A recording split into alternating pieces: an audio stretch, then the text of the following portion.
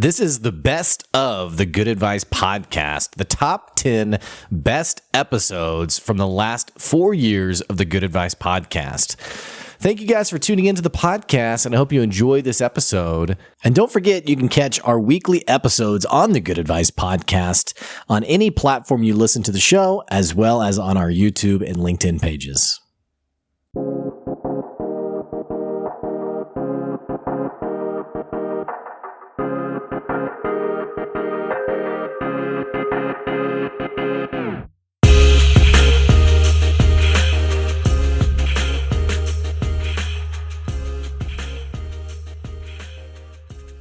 Hey, welcome back to another episode of the Good Advice podcast.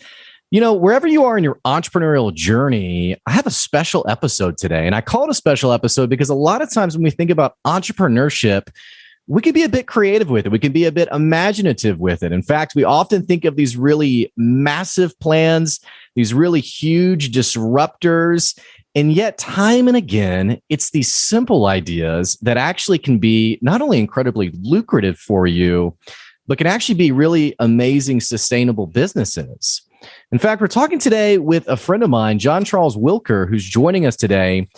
He's got a couple things going for him. First of all, he's running a YouTube channel with over 20,000 subscribers to it. He also runs The Simplest Biz. You can find out more at thesimplestbizforyou.com. And for 20 years, he's been flipping pallets and making a killing off it. I'm really excited for this episode. You're going to get so many great tangible insights today. John, it's so great to have you. I appreciate it, Blake. I'm glad to be here. And every time I hear people, just throw the business model out about flipping pallets, I don't know. It's not super sexy or glamorous sounding. But I think the more we talk about this, if people stay tuned, they're going to find some things that are going to make their head kind of tilt and go, I did not know that. So I'm glad to be here. Absolutely. Well, I'm excited for it. And it's so funny to me because I was just talking to a friend of mine the other day who's wanting to become an entrepreneur, wants to start a side hustle. And he was like, what can I do? What should I do? And I was like, there's a lot of things you could do. You could cut grass. You could wash windows. There's so many things you can do as a side hustle that, entrepreneurs are often like a creative type, and they do think of this very massive, like no one's ever done this before. And so it's always really, I think, empowering when someone like you comes on where it's like, okay, yeah, that seems to make sense. Like this actually works. Like this is an actual business. So and I don't mean that rudely. I just mean it like that's what I think is so powerful about when we kind of take away the sexiness of entrepreneurship and we start thinking about, okay, what is an actual sustainable model that is doable for the average listener? So having said that, go ahead. Yeah. One thing I want to kind of dive into as well, we'll get into the business model in a second, but this particular one, once you learn about it, you'll realize it allows you to do other things as well because of the time freedom it gets you. So let's say you have an online business or something, and as you know, it takes a lot of brain power and knowledge to get those types of things going. I wanted to expose you to this model for some people who a lot of times think about these business models that are online. This can give you revenue flow on a consistent basis in a short order to where you're able to spend that time devoted to another online business as well and really have a more than full-time income with the pallet business to grow something else. And it gives you options, So I wanted to get that out of the way to get people in the right mindset to think about this and not just maybe as a singular business, which it can be, but also as a vehicle to do other things in your life that you maybe had on the back burner. Yeah. So give us like the scoop. Like how did this, 20 years in the pallet business. Yes. Give me the scoop, the story. How did this come about? It's so intriguing to me. Just like everything. Yeah. Everything like in life, a lot of times it's random and you don't see it coming. I was doing remodeling back in 98 and had a partner. His name was Dane. And one day we went to a job. It was in December and there was a note on the door. They had to go out of town. The job fell through. We had nothing else to do for the rest of the week. It was a bathroom remodel. And we got back in the car. And I said, well, what do you want to do, Dane? We don't have anything lined up. And he said, well, let's go pick up some pallets. I go, what's a pallet? And he said, those wooden things that warehouses use to move stuff around, or they ship stuff out, or they get stuff in. I'm going, okay, what pallets, right? All right. Well, anyway, the first place we go to, if my numbers are right, the first place, 1,500 pallets. The first place we went to, it was literally about 7-8 blocks away from where we were. And we stumbled through the whole process. And back then, believe me, when I'm about to describe, I don't do it like this now. But back then, we were having to actually physically load those pallets. I don't know how we got the deal, but we stumbled through it just out of charisma, I guess. But they gave them these pallets to us for free. So right there, there's the all right, where else can I get my inventory for free, right? Yeah. So back then also we didn't have any business to sell them to. So we sold them to a pallet yard. And it was only one style they take. And that particular business had a few different other styles. We didn't know how to deal with it. Regardless, volume, backbreaking back in the day. Don't do that anymore, right? We made some good money. The next day, we come across the place, had a couple thousand pallets. And I was just like overwhelmed with the amount to start with, because I never noticed them before. So we're only getting $1.50, $2 a piece for them back then. And that, a few days in, I realized we were taking to the pallet yard. I said, where are those pallets we brought yesterday? And I'm going, oh, well, they're selling them to a business. Dane, we got to figure out who these businesses are. And we got to go out there and figure this out, because I've never seen a model where I get my product for free. Right. So that being the case, I told him to meet me there the next morning. And we're going to start a little journey here and go down this road. And he didn't show up. He was infatuated with this girl.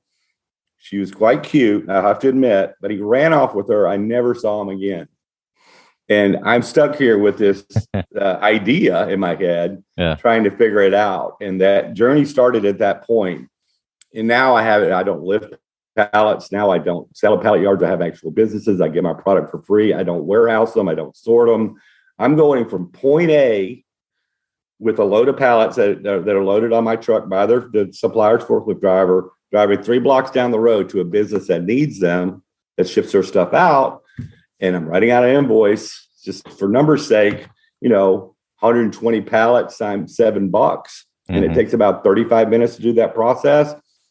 I just repeat that a few times each morning, take the rest of the day off, go play golf, record music, whatever I want to do that day. And I repeat it, 5 days a week. I actually have somebody who does it for me on Fridays as well. So that's the simplified version of what the business model is. But what you got to know is who these businesses are and what their issues are and their problems are, and which questions, all that type of stuff we could get into. Yeah. And, and of course there is like the business acumen part of it, like actually managing a business, running a business. I just love the origin story.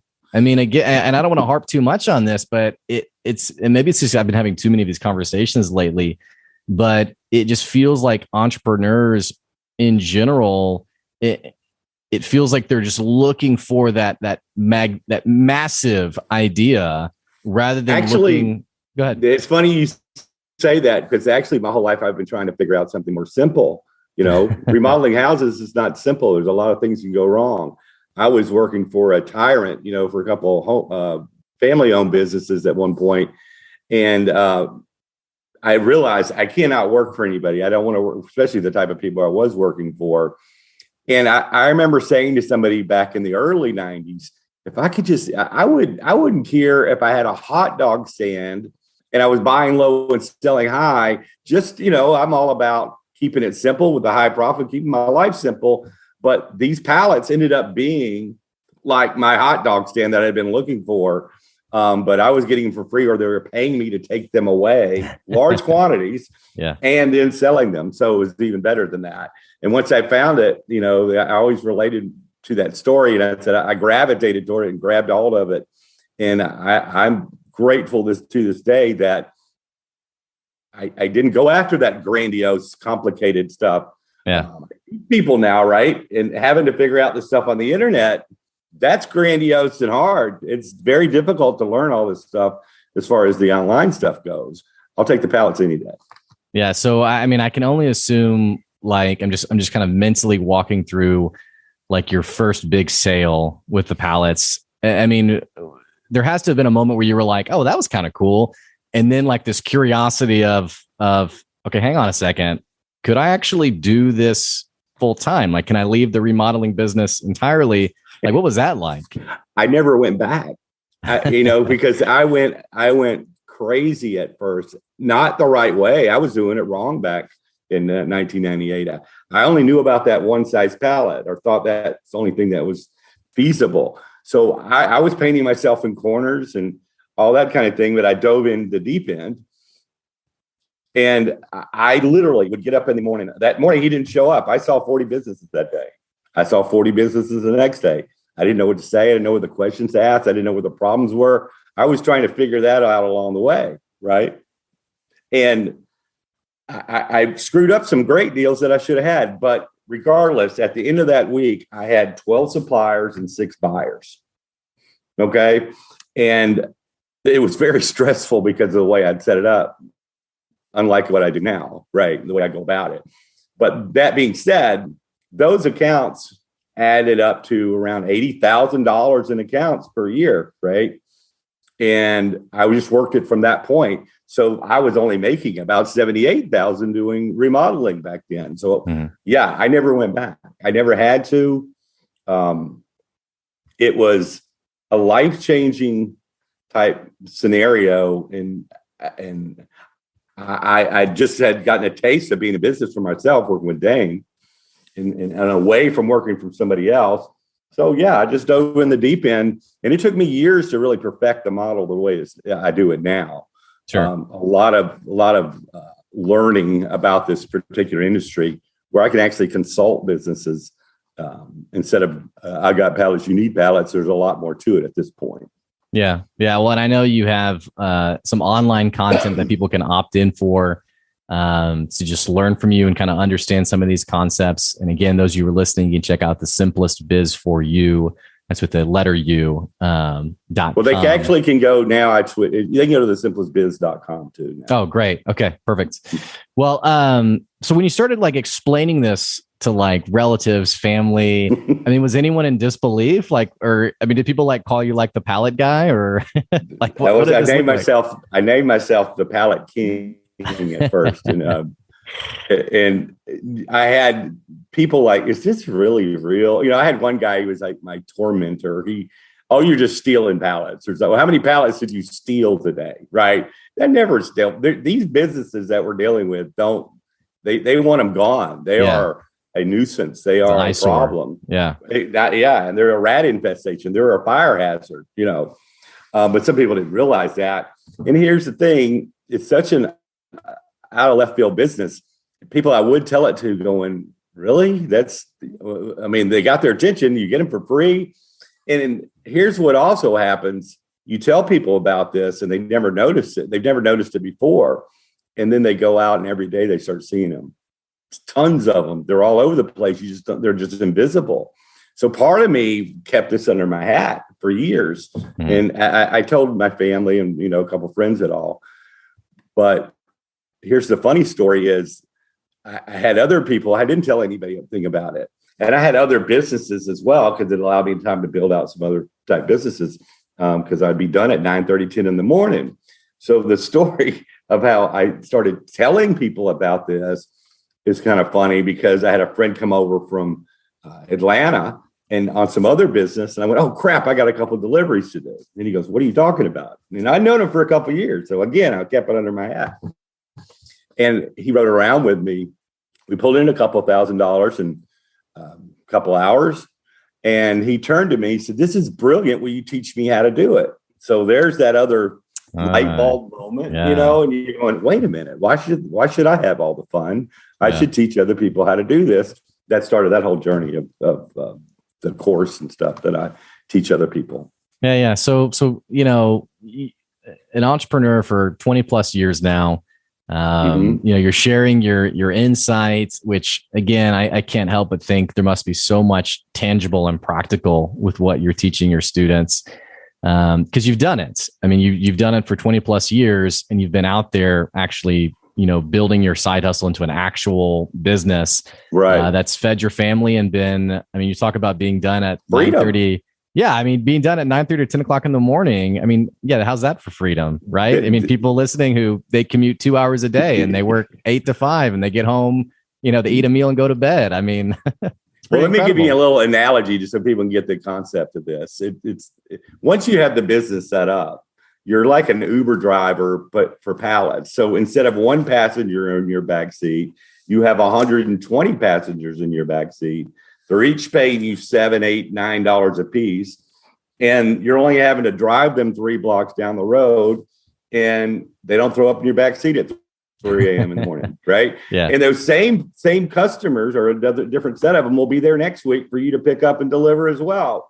So that's the end goal. The main goal, though, is, all right, well, I got to figure out who these businesses are and how to help them, how to serve them the right way. That process took years to really perfect and really expand my offerings as well. So it's not just pallets, it's pallets and crates and dunnage and wire spools and 55-gallon drums and corrugated boxes and Gaylord boxes. All this stuff's out there by the billions. Again, I'm sorry, I didn't want to jump ahead, but you said I could interrupt. A thought came to my mind. There's 3 things people should know that are listening to this about pallets, just to give you an overall concept. 85% of all commerce is moved on pallets. So it touches everything, right? Look off of Long Beach, all those containers are full of pallets, right? Every truck you see on the road is full of pallets. It moves the whole world. The world cannot operate without them, but nobody sees them. Number 2, there's 2.5 billion pallets in the United States circulating. There's 9 point something billion in the world. So it's a mountain of them. And just to hit that point home, 65% of all lumber produced in the United States is used to build pallets or repair pallets. It's amazing statistics. I mean, you're talking about an industry that you don't have to worry about scarcity. It doesn't sound seasonal. I would actually even assume it's, in terms of seasonal, there's even just hot months. I'm guessing the holidays or just when consumer purchasing is up. I mean, I don't know. I mean, it's constant because it's not just Amazon. We're talking about moving stuff. It's business to business. Everything's, since the internet exploded, which even exploded more during COVID, because people that were scared of ordering on the web started doing it now. So that just creates a swarm of movement of shipping, right? Of movement of items, of raw materials and actual finished goods. So we're at capacity right now. We can't move all the stuff as quickly as we can, as needed. We need another 60,000 truck drivers out there, but every truck that's available on the road right now is moving. They built millions upon millions upon millions of square footage space of warehouses last year, knowing what's coming, how the world's changing right now. And on every square foot of that floor space, there's pallets, there's inventory on top of pallets, or there's businesses that get their inventory off, they take it off the pallet, and they don't know what to do with the pallet. It's a byproduct. They're done with it. They don't need it anymore. That's my supplier. That's my warehouse now. Right? Yeah. Man, you must dream pallets. I mean, every pallet statistic. And it's great. 24 years, man. It sounds, it's the weirdest thing. I never envisioned doing the business. You don't see that kind of thing coming. But the more I dug into it, the more it made sense, the more necessity it became, the more I was attached and tethered to these businesses. So, yeah, I have pallet eyes. I see them out of the backside of my head now, wherever I'm going. Yeah. Did the business ever have, it doesn't sound like there was, here's what I'm getting at is, when you think about like COVID, for example, it's been a tough time for like restaurant owners because of COVID. Right. It doesn't sound like in the last 20 plus years, there's been any reason for there to be a scarcity of pallets, for you to have a downturn in your business. Has it just been up and up, or have you? In 2006, I had one of my customers, they went out of business because of the downturn. I think that was 2006. But that's when I started incorporating those other items, the crates and the drums and dunnage and all that. So what ended up happening, so a customer buys pallets from me, right? Well, they also need corrugated boxes, and some of them need 55-gallon drums. So you can have 5 customers ordering 2-3 different items from you, And now I've doubled and tripled my revenue streams from the same customer base. And those recurring revenue as well, because it's not just one order. They're ordering, they run out, they need more, they run out, they need more. Same on the supply side. The stacks get up, I take them away, they grow again. So it's just this revolving door of movement. And yeah, that's how I combated that downturn. But ever since the internet really took on, and the way ordering is done now between business and the raw materials and the speed of it, they have not figured out how to beam stuff from one point to the other like Star Trek. So until that happens, or the anti-gravity machine comes into play, this is it. Yeah.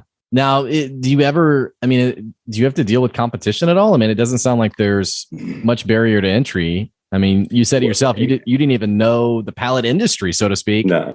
So, I mean, what's it been like in the competition game?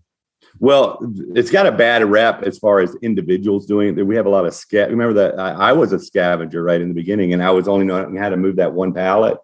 Well, they're still out there, but they're trying to get beer money selling to a pallet yard some pallets, but not making a business. But you have a supplier that has 4 or 5 different styles. They only know how to get that one style. Well, I learned how to move all those different styles, so I get exclusivity for those pallets, right? Yeah. That's my trick on that aspect of it. Not only that, I'm moving their crates and their drums and their dunnage as well. So I'm tethered to them in numerous ways, and same with the buyer. The buyer's issues, some large companies, they're going to need 40 standard pallets, the kind you see behind grocery stores. That's okay. I mean, I don't want to stockpile pallets. I don't want a warehouse. I don't want the overhead. I don't want forklifts, nothing like that. So I broker some deals as far as that particular size that I'm talking about. And the pallet yards out there, if I'm a small business and I'm calling up the pallet yard and I'm asking for 150 pallets, they're going to say, well, we have a minimum order of 500. Wow, that's a hitting my pocketbook for one. Plus, they ain't got the space for it, but that's your minimum order, and I gotta have them. And by the way, here's our price. So they got overhead, so their prices are higher. I don't have any overhead. Right. And then thirdly, there's a delivery charge of $150. Right. Mm-hmm. I don't have to charge that. I'm getting my stuff for free. Yeah. So in that aspect, on those types of medium and smaller businesses that I like to deal with, at least for the movement of stuff point A to point B, and I broker the rest, I can win. Mm-hmm. And plus, there's a lot of other areas I help them out in the warehouse besides just the pallets and the other items. There's situations in a warehouse that I've learned that I can consult them with to help their business become more efficient. And because I've just been in the game as well. So I try to teach my students the same thing, so they aren't just the pallet guy, right? They're not the scavenger guy who hadn't bathed in 3 days and has burned some customer. Yeah. At some point in time, we want to knock their socks off. So I get a bear hug from a warehouse manager. Now, how have you seen, has entrepreneurship changed over the last 20 years, or is the game still pretty much the same? I think the way I've constructed this is I'm always trying to find a permanent solution for nagging problems.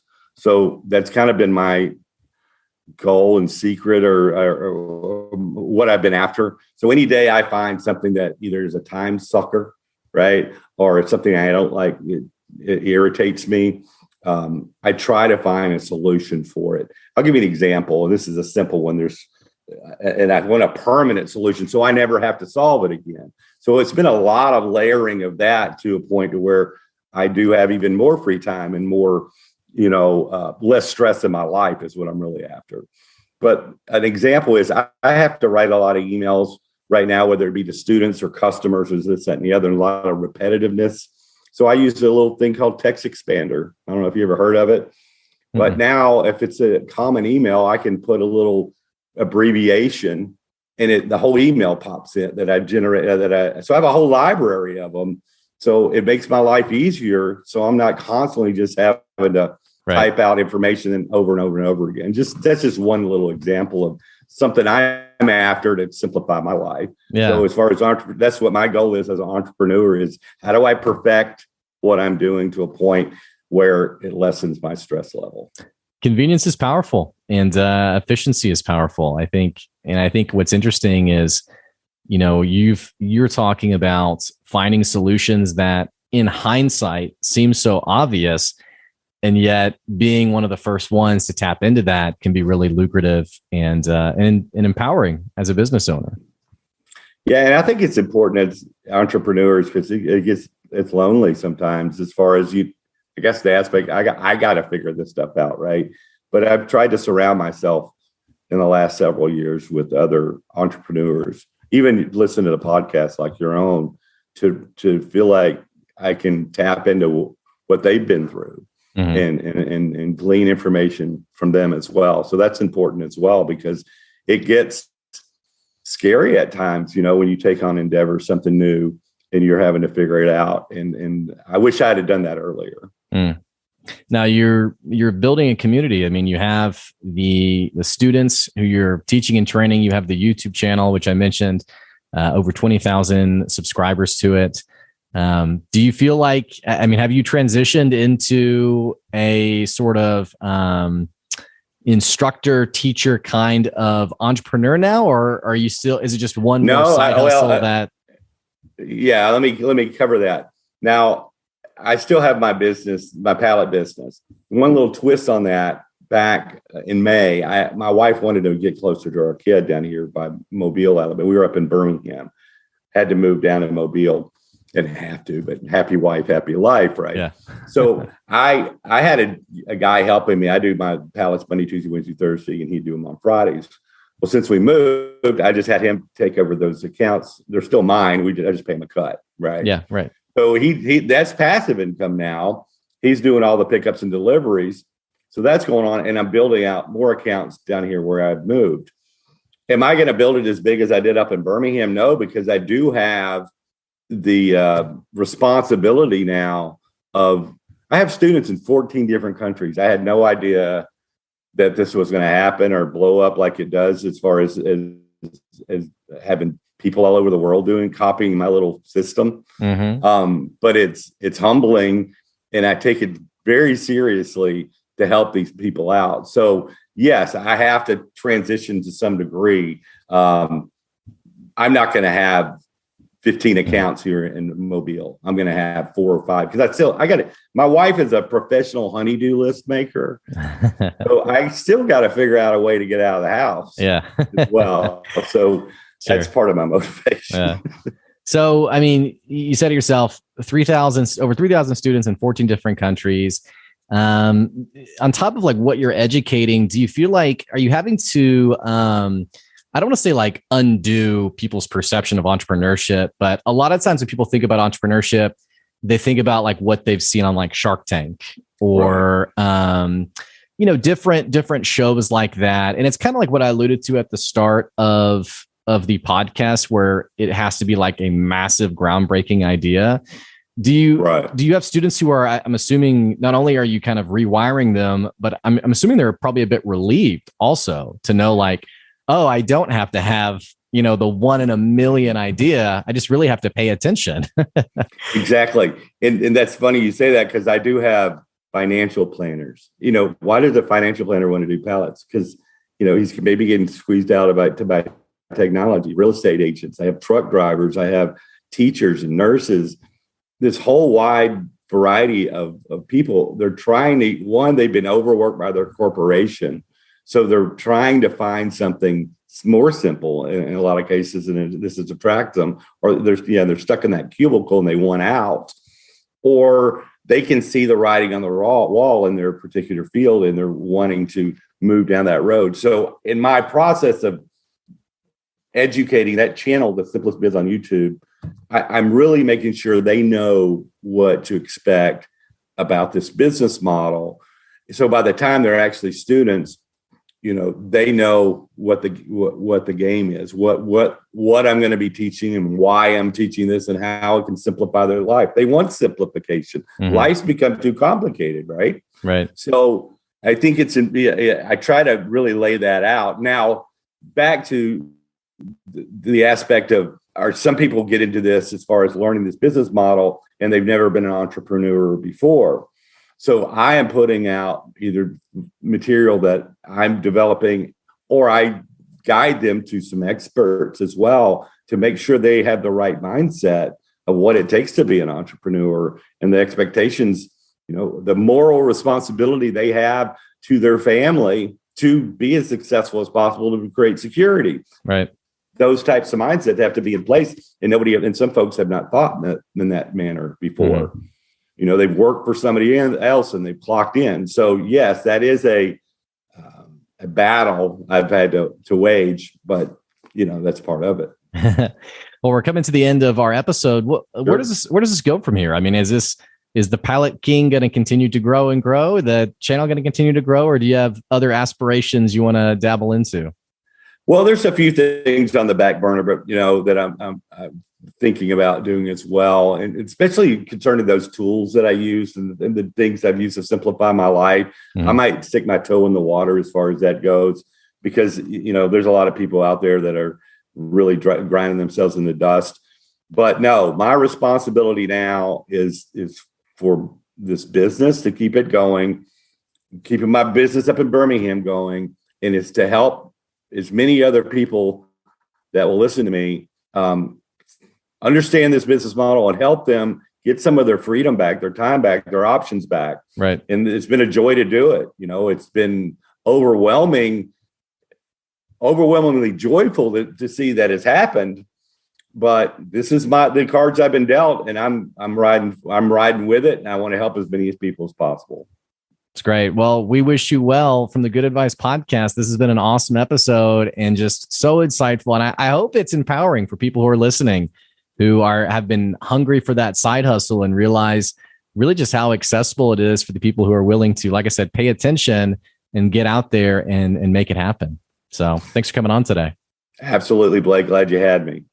Hey, for you guys who are listening, if this is your first time checking out the Good Advice Podcast, what the heck you waiting on? Click that subscribe button, click the follow button so you can keep getting good advice wherever you are. Also, don't forget, if you enjoy the podcast and you want to support the podcast, you can do that on our Patreon for as little as the price of a cup of coffee. You can support the podcast and all the great guests who come on it. You can find that at patreon.com/goodadvice. We so appreciate your support. That's today's good advice, and we'll catch you later. See ya.